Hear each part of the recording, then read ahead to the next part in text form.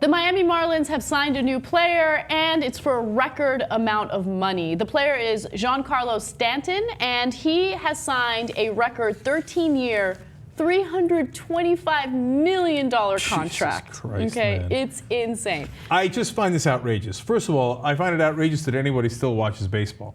Okay.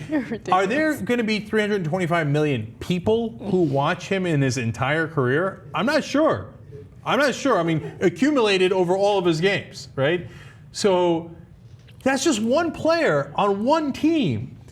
I can't believe baseball still has that much money. I can't believe it. Yeah, the games last 28 days apiece. Now this is not a hyperbole, because now you're going to think it is. There's 162 games a year. Okay. My God. Now, look, that's part of the reason why they make more money, because then that's more tickets you sell, more television rights. I get that. Quantity over quality. Yeah, that's what I think it is. Although I like baseball. Baseball's cool.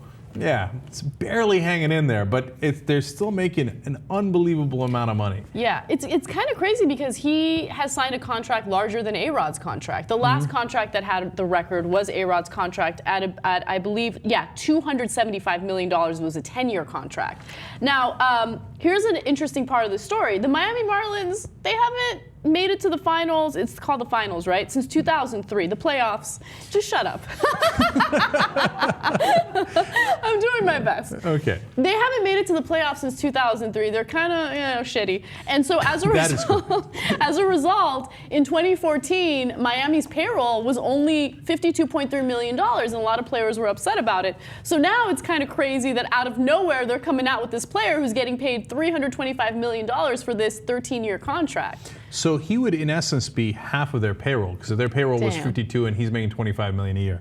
Now, Miguel Cabrera also jumped in between Rodriguez and him and got a $292 million contract. That was also over 10 years. So if you're, the bottom line of this story, first of all, hey, look, that's a free market, man. God bless. Don't get me wrong. Got nothing wrong with that. He wants to make his money. People want to watch him. Have at it, Hoss. I would go ahead and tax the rich, but that's a whole different story. But the real bottom line I get out of this is, now I understand why JR is teaching Wyatt baseball. I was wondering what was going on. Now I know what's going on. I wonder if when our kids get old enough to play, if baseball will still exist.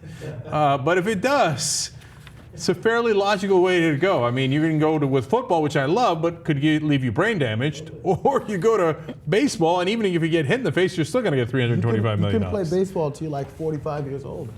I mean, you can keep That's right, because money. it doesn't require any athleticism. Oh my God. Yes, it does. Okay, I present to you John Kruk as Exhibit A. I rest my case. There are plenty of baseball players that have great bodies. We know, you're blah, blah, blah, my boyfriend. Oh, yeah, okay. Now, what is it here? No, don't do it.